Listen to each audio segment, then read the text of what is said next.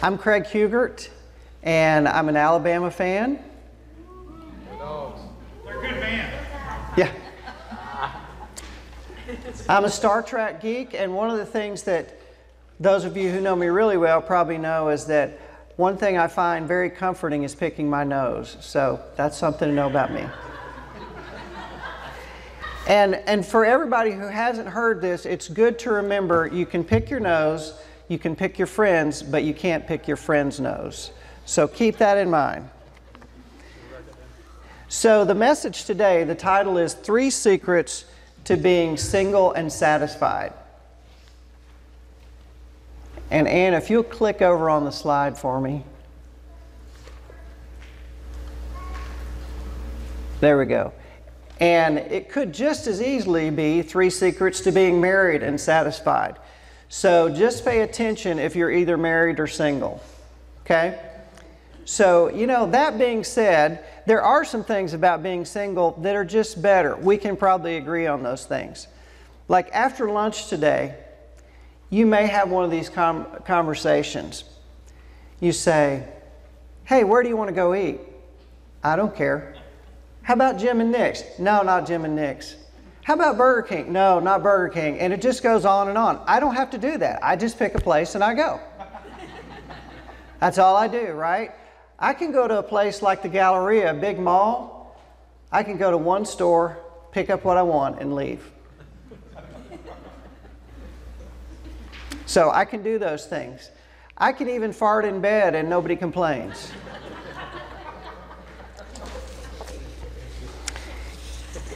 So in a little while, this is going to be a little unusual, but we do a lot of unusual things at this church. In a little while, I'm going to ask you to text your answers to some questions. So this is one time, instead of saying, please put up your phone, I'm going to ask you to have your phone out in a little bit, because we'll have slides on the screen, and I'll have you text your answers to some questions. And thank God, I think all the technology's working now. Whew. All right. So as we begin, I want you to declare with me what we see up there on the screen. Okay, so say it like you mean it. I have ears to hear, a heart to receive, and courage to act on all that God has for me today. I expect to hear an encouraging word that I can apply today. Now, this next video clip is, I think, a good insight into the prevailing culture's view of singleness. My name's Ronnie. Maybe you're watching ingvid.com, or maybe you're watching me on YouTube. Thanks. Awesome. I have a question for you, though. How old are you? Yeah? Okay. Are you married? No. Do you have a problem with this?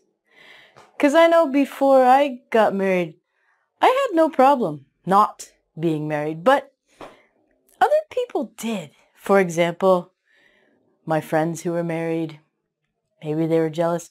Other people who I worked with, and people who I generally met from day to day. So, today I've got a special lesson for you people who are not married. This lesson is called, "Oh my God, you're not married yet? What's wrong with her? What's wrong with him?" So that is the prevailing thing. There's a certain age, different people, it's like, oh my goodness, you're 30, you're not married, or whatever. If you're not married, there must be something wrong with you. But that is definitely not the biblical view of singleness. And I think you're probably going to be surprised at what I feel like is the biblical view of singleness. So this is going to take a minute to come up here. But what we're going to see here in a second is how you're going to text your answers. So what you need to do, where you would typically put the number from your contacts or a 7-digit or 10-digit number, you want to text 22333. That's where the number goes. And then in the message part of your text message, it's Craig Hugert, and that's a 054. So text 22333, and the message will be Craig Hugert 054.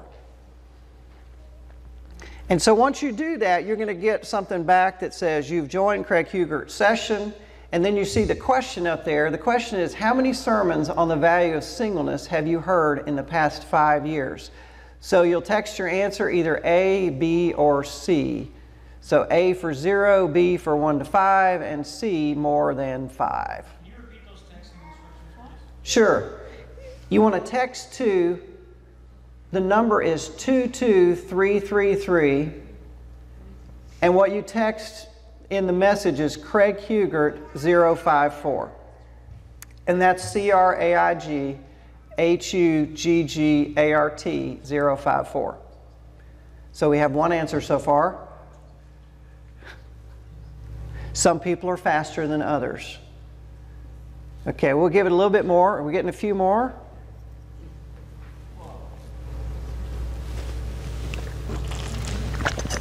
So I'm not going to let this go too long. We'll give it just a little bit more. Somebody has more than 5. That's pretty extraordinary. So the point of this is compare these numbers with how many sermons you've heard about marriage, or how many seminars on marriage, all those kind of things. So I think we're a little bit out of balance. So next question. Do you think you will spend more time or more of your life married or single? So that's A or B. We'll give this one a little bit.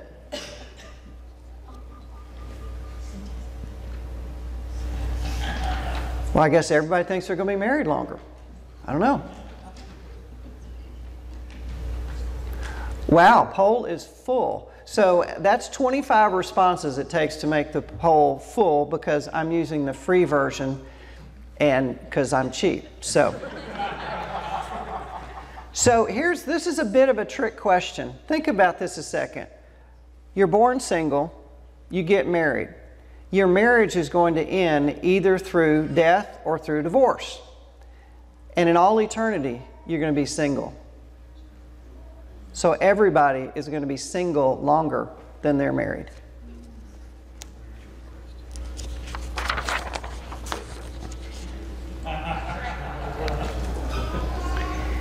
So you might wonder why this is so important to me, why this subject, and Chase alluded to it some, and I'm going to go into that a little bit. But February 28th, 2011, after 26 years of marriage and 5 wonderful kids, I was divorced.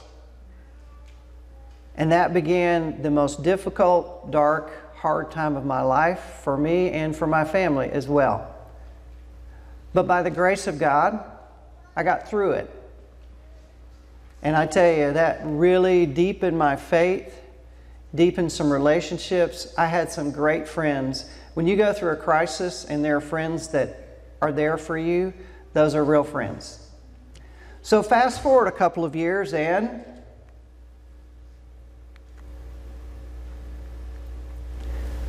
ready to date again. I was actually sitting, I think, in my normal spot. Actually, on the bottom of that chair, it has my name on it. So I was sitting in that chair and I was thinking, life is going pretty good. I think I'm about ready to date again. And I actually started looking around the room. And let me say, this is not a great place for looking for single women. Just throwing that out. But I started thinking in my mind about available candidates. So I was ready. By God's grace, the following Friday night, I was listening to the International House of Prayer in Kansas City, a message by a man named David Pawson. David Pawson is a very solid, prominent biblical scholar, kind of a father of the faith. And his message that night was, is remarriage after divorce permissible? And his answer was no. And I know that's a big subject, and that is not the topic of this, but I wanted to give it some context. So that's your first fill in the blank on your handout if you're playing along. My position on divorce: no remarriage after your spouse or while your spouse is alive.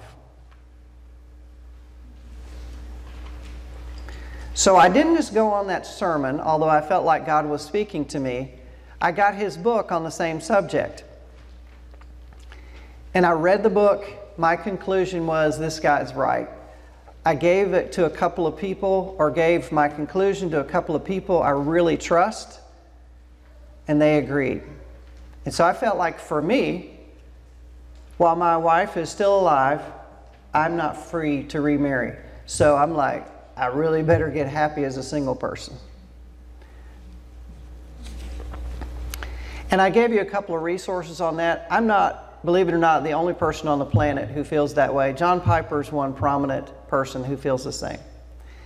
So fast forward to just a couple months ago, May 11th, 2017, I received a prophetic word that was short, but it was absolutely God in my mind. And the word was, the time of grieving is over. And I received that, and I really believe I've been a different person, that was turning a page in my life, that the time of grieving is over. So your first takeaway is, happiness is an inside job. Doesn't matter, married or single, happiness is an inside job. So this is a real scene that happened. I'm just going to give you a snippet of it. So we were in marriage counseling. We were at a counselor's in Homewood, Alabama. And just as an aside, I wouldn't go to a marriage counselor that's been divorced, just saying. Anyway, so we were in that meeting, and just imagine the marriage counselor on the left, my wife on the right, and me across from them. And so the marriage counselor says, so Debbie, what do you think is the root issue? You don't make me happy. And I'll never forget that moment. And I had been married long enough to know it wasn't a good time to say something, so I didn't say anything. But the point was, that is a lot of our culture's view of marriage. If you don't make me happy. There's even a really bad song out there that says, you don't make me happy anymore, I'm going to go find me another man. It doesn't work that way. Happiness is an inside job. And ultimate sustainable happiness does not come from union with another person. It comes from union with Christ. I love how Alan Hood puts it. He says, nobody gets you like God gets you. What we really desire from our spouse is that they get us at the deepest level, but they will never get you like the Almighty God, all-knowing Creator, gets you on the inside. Philippians 4 is an awesome chapter.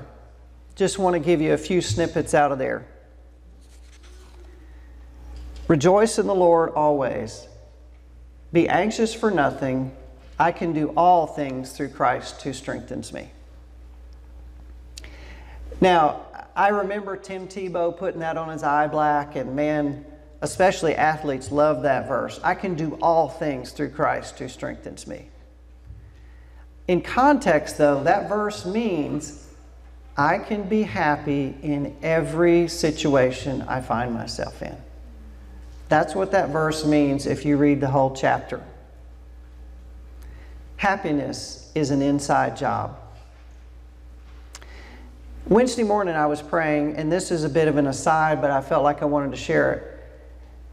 I was praying, and I felt like there was going to be somebody here, and maybe the other words apply to this kind of as well. I felt like there'd be somebody here who was living in hidden sexual sin. And if that's you, I just encourage you. This is maybe God's way of tapping you on the shoulder and saying, today's a day to get free from that. So talk to somebody you trust about that. And I would just read you this scripture as an encouragement. So David said in the Psalms, when I refused to confess my sin, my body wasted away, and I groaned all day long. Finally, I confessed all my sins to you and stopped trying to hide my guilt. I said to myself, I will confess my rebellion to the Lord, and you forgave me. All my guilt is gone. Kind of along the same lines, some of you may know who John Paul Jackson is. John Paul Jackson was a very prominent minister. He's passed away at this point, but he said something that I'm going to do here in just a minute. And pray for me for strength, because this is not easy. But what he said, he was asked one time in a meeting, and I was in the meeting, and they said, what do you do when you sin, when you fall? And he said, I confess it publicly, because then when I confess it publicly, the enemy has nothing on me. So, it was over 40 years ago, and there was an older boy in my life who over a long period of time kind of wore down my resolve and coerced me into inappropriate same-sex interaction with him. That deeply affected me for many years. I never had any same-sex attraction, and I confessed this probably a year ago to a small group, and I just wanted to do that publicly because now the enemy has nothing on me on that front. And I would encourage you, if you have something like that in your past that you haven't told anybody, it says confess your sins to one another and pray for one another that you may be healed. Because once you do it, you'll probably be surprised at the reaction of the people around you. And it's amazing in today's broken world how many broken people with really bad things that have happened to them. Takeaway number 2, marriage can distract from happiness. Now, don't want to burn me at the stake here or anything. I am totally for marriage. My feeling is, and Agape is a great example of this, at least on one front. We should have lots of married people that have lots of kids, and then we should have lots of single people. And what you want to do is do the thing that's least distracting. For most people, that's going to be being married, but it's not for everybody. And you may find yourself in a situation through either death or through divorce that you're going to be single. But I wanted to give you a picture into the way I think maybe it should be done when we're counseling our children, and see if you can remember any time when this has happened. So this is totally imaginary. I came up with an imaginary daughter, Karen, with her imaginary boyfriend, Carl. Okay? So she's talking to me about her boyfriend. I'm sitting in my dad's chair that nobody else in my house ever sits in. And it's a lazy boy. I love it. It's great. She's sitting over on the couch. So she's over here and she says, Dad, is now a good time to talk about Carl? Sure. What do you want to talk about? I think he's the one. So tell me more about that. Well, you know, he has a great job. He's a hand surgeon with Dr. Anderson's clinic, so he makes great money. And besides, he is really cute. He is tall, dark, and handsome. And, oh yeah, and he loves Jesus. And he just got back from a missions trip from Mozambique with Heidi Baker. Wow, that's pretty impressive. So how does he feel about you? Oh, he loves me. What's not to love? Well, that sounds great. You know, it sounds like to me, and I've gotten to know him a little bit, it really sounds like to me he may be the one, and this may be the time. But have you ever considered what you're going to lose? Lose? What are you talking about? We're in love. He's awesome. No matter how awesome he is, if you married him, you will have a divided heart. Right now, all you got to do is please Jesus. If you marry him, you will have to please him as well. And I know right now that sounds like no problem. He loves Jesus. I love Jesus. What's the problem? But trust me, there will be times in your marriage where you will have to choose who you're going to please, your husband or your Lord. Dad, that sounds kind of harsh. I just want you to know, and I want you to make the right decision at the right time. Let's do this. Why don't you and I fast and pray for 2 or 3 days, and I know God will speak to you. And if He speaks to you and says, this is the time and this is the guy, I will totally support you. Sounds good, Dad. Love you. Love you too. Now, can you imagine that conversation happening? I have never ever heard of any parent having that conversation with their kids. But let's look at some verses about singleness. If you're going to study singleness from a biblical perspective, 1 Corinthians 7 is the best place to start. And it pretty much says what I was saying. Verse 32, but I want you to be without care. He who is unmarried cares for the things of the Lord, how he may please the Lord. But he who is married cares about the things of the world, how he may please his wife. Totally true. Now, one of the things that I certainly had a question about is, what about the gift of singleness? Anybody heard of the gift of singleness before? The gift that nobody wants? Well, I did a bit of research on it, and the best conclusion I found was that the mythical gift of singleness doesn't exist. Not the way that it comes across in those spiritual gift inventories that you take like in junior high or high school or whenever. The best thing I found was by Tim Challies. I like him. And he said, how can you know if you have the gift of singleness? Look at your ring finger. No ring, you got the gift of singleness. Ring, you've got the gift of marriage. And that's really the truth, I believe. Now, it's not it's not a hill that I die on, but I think that's true. Because I think we think of the gift of singleness is God's grace that your sexual desires just go away. It doesn't happen. And the Apostle Paul said it didn't happen to him. So I certainly don't have the gift of singleness in a mythical sense. In fact, I feel the same way about sex today as I did when I was married. And that's best expressed by this video by Jeff Foxworthy.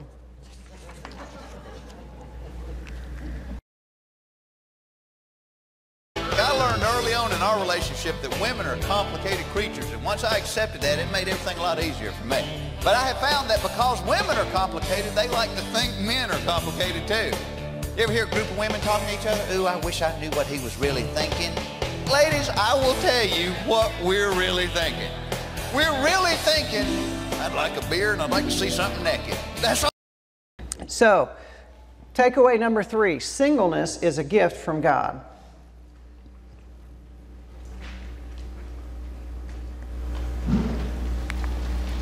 So back to 1 Corinthians 7. But I say this as a concession, not as a commandment, for I wish that all men were even as I myself, but each one has his own unique gift from God. Now think about this a minute. The Apostle Paul, I mean, we're not talking about some understudy, wet behind the ear seminary student. We're talking about the Apostle Paul, the one who had more impact on the kingdom during biblical days than anybody else except Jesus. He says, I wish you were all single. And you're like, it doesn't say that. Well, if you read it in context, that's what it's saying. I wish you were like me. He was single. That's what he was called to do. And if you're called to be single, be happy with it. If you're called to be married, be happy with it. There's an old song that goes like this. I am loved, I am loved, I can risk loving you, for the one who knows me best loves me most. That's what we really want. We want the one who knows us best to love us most, and that's God. So his gift was not some mythical switch that was flipped in his brain. His gift was that he was single. Because when you're single, you're free to serve the Lord without distraction. So another question. According to 1 Corinthians 7, singleness is better than marriage. And you see your choices, they go from strongly disagree to strongly agree.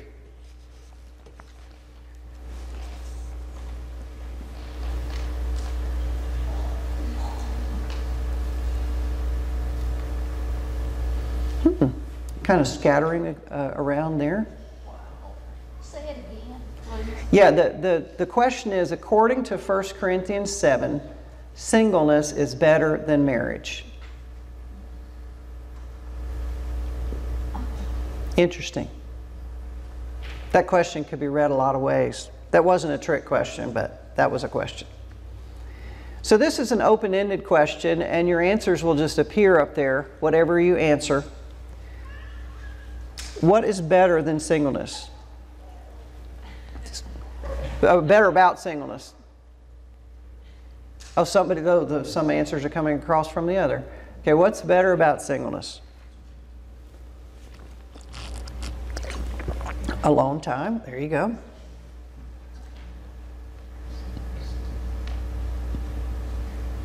I think D and B are code for something, I'm sure. Undivided heart. I like that. Let's wait for one more. No distractions. Now this next video is just a glimpse from a worship band I like that Michael Ferguson actually told me about, Worship Mob. That's Worship M-O-B. And I think it's a glimpse into how the Father feels about us. Oh, what does it say now? Did I miss one? Undivided heart. No distractions. Devotion to God alone. No aggravating hubby. Hey, Chase. Man, we got some good answers after I gave up on it there. Watch TV shows you like. Yeah. Okay. All right, this could probably go on for a while. All right, so here's this video.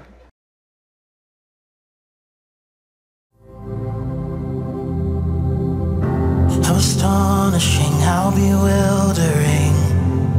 The ruler of the universe wants me, and he loves me. How astonishing, how bewildering. The ruler of the universe wants me, and he loves me. The ruler of the universe wants to hang out with you and me. That just blows my mind. I mean, I look at me and I go, you know, it's hard for me to get like you know, if I got a call from the CEO of some company that had 30 people, I'd probably go, you want to hang out with me? And I got the ruler of the universe that wants to hang out with me. And he wants to hang out with you too. And if you want more about that, I would commend Mike Bickle's series on the Song of Solomon to you. It's really good. It really goes more in depth about that. So this next quote is by Lamar Junkins. He was a spiritual dad to me. He was my pastor in the vineyard for about 17 years, and he certainly had a way with words. So his point in saying that the presence of God is better than sex is he's like, there are some times when you're in the presence of God that it's really, really good. So I want to give you 3 examples from my life. In 1985, I was at a church conference, and prior to that, I was at least thinking about suicide. And the power of God fell on me in an incredible way. I don't really even know what happened. I just know God did something deep inside of me. It may have lasted a half an hour, it may have lasted an hour, I don't know. But when I came to my senses, if you will, I was different and no longer struggled with that. It was like 20 years of counseling in an hour. That was amazing. Another time that was just really profound was after my wife left me and took my youngest son with her, I was broken in so many ways. And one of those ways was financially. I was just desperate financially. And I went on a 3-day retreat. It's just me and Jesus and my Bible for 3 days. And I was reading the Sermon on the Mount. And I had read that probably more than 100 times. But when I was reading it, God spoke to me. And the gist of what he said was, no matter what, if you pray, if you fast, if you give, I will meet your needs. And at the time, I couldn't see how. But he has been faithful to that. And then the third one happened right here. Me and Michael and Paula were praying for Monty just right back there where we typically pray on this wonderful pink carpet. God bless it. Anyway, so we were praying and this expression came on his face. We were praying for him because he had ringing in his ears, tinnitus, for 9 years as a result of his motorcycle accident. And so we were praying for him, and he got this look on his face, and he was just crying. And what he said later was that it was like the volume was turned down and then turned all the way off. And I'll never forget that. That was priceless. So what do you have to do to make it as a single person? And I would say this applies to marriage as well. What's the one thing you have to overcome? Well, I think it's pretty obvious. You have to overcome lustful thoughts and actions. And here's a verse from Matthew about that. Matthew 18:9. And if your eye causes you to sin, pluck it out and cast it from you. It is better for you to enter life with one eye rather than having two eyes to be cast into hellfire. I think when the Scripture uses graphic language like that, God is really trying to get our attention. I mean, when I read this verse, I think about, some of those movies that I probably wouldn't recommend, but you have a bird pluck somebody's eye out, That's pretty graphic language. So keep that in mind. So what are the 3 secrets to being single and satisfied, or being married and satisfied, either one? So the first one is make a covenant. And I'm certainly going to expand on these, but I just want to show them to you first. So make a covenant, speak the word, and focus on happiness. So where does this covenant business come from? Job 31:1 says, I have made a covenant with my eyes. Why then should I look upon a young woman? More on that in a minute, but that's the biblical basis for this. Joshua 1:8 says, this is about speaking the word. This book of the law shall not depart out of your mouth, but you shall meditate on it day and night, that you may be careful to do according to all that is written in it. For then you shall make your way prosperous, and then you shall have good success. Now think about this. Joshua is about to lead them as a military leader, and God says to him, speak the word. I mean, that doesn't seem great to me. But I think what it speaks to is the power of speaking the word. And we spent a lot of time in James talking about that. So speak the word.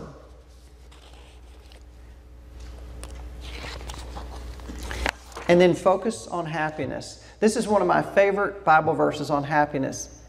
Psalm 16:11. You will show me the path of life. In your presence is fullness of joy. At your right hand are pleasures forevermore. So this is my challenge to you, to take the 60-day challenge. And I'm going to go through that. But before I do, just one other story here. I mentioned earlier about picking my nose. Some of you probably like that. Some of you probably think we'll never have him preaching again. So John Wesley said, what one generation tolerates, the next generation will embrace. So one day I'm walking by the bathroom, and one of my kids, when they were little, calls out and says, Daddy, there's a hole in my hiney. So you never know what they're going to say. Hopefully this challenge is going to be the reverse of that and cause your generations to do better than you. So I believe that this 60-day challenge can be the start of a lifelong pursuit of radical purity, increased faith, and incredible happiness. So make a covenant. So I've got a book. You guys that know me know I love books. In fact, I worked at Books A Million at one point. So he wrote this book, A Covenant with My Eyes. So if you take the 60-day challenge, my challenge to you is get the book and read it and do what it says. So the idea is that you make a covenant with your eyes to totally avoid stuff that's going to lead you to lust. And I will say this has been the single biggest powerful tool that God has used in my life as I pursue that. And when I gave this message at another church about a month ago, one of the women there, Lucy Hughes, you guys may know Paul and Lucy Hughes that do the Birmingham Prayer Furnace. She said she actually took this book and read it with one of her sons. It's really powerful. So, second thing, speak the word. So I've made this really easy for you. When Nick posts the recording of this message, there will be a couple of MP3 files out there, audio files. And one will be for single people, one will be for married people. And the way they work is, there are 10 things that I have you just say. They're all biblically based. Like one for single people is, since God is with me, I am never alone. And so I say it once, and then I say it again, so you hear me say it, and then you say it with me. So twice a day, say those 10. And then the last thing is focus on happiness. So some of you were probably here when I spoke before on happiness. So Randy Alcorn, who's just an amazing biblical author, he wrote the definitive work on happiness. It's 496 pages with lots of footnotes. But what he did was he took the essence of it and put it in this book, 60 Days of Happiness. So he distilled it down to 60 bite-sized chunks that you can read each day on happiness. And this will rock your world if you read it, because to imagine God as happy as He is pretty extraordinary, and that He wants us to be happy. So you may be thinking, well, I don't have time. Well, my guess is it'll take about a half hour a day, maybe less. But I guarantee that if you commit to do this, you'll be more effective for the kingdom 60 days from now than you are right now, and happier too. So, who's ready to commit? If you're ready to commit, you can text the word yes up there, or you can text your name if you really want to be bold, or you can text somebody else's name if you want them to take it. And for somebody who's really committed to doing this? Raise your hand. Anybody? Oh, okay. Oh, Those are for you. thank you.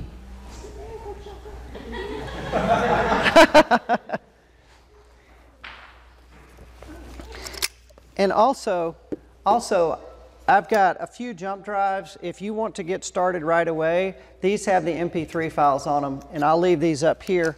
But again, Nick's going to post those when he posts the recording. All right. So we're about to wrap up, and the way I want us to... Oh, did anybody... We got some yeses up there? Yay. All right.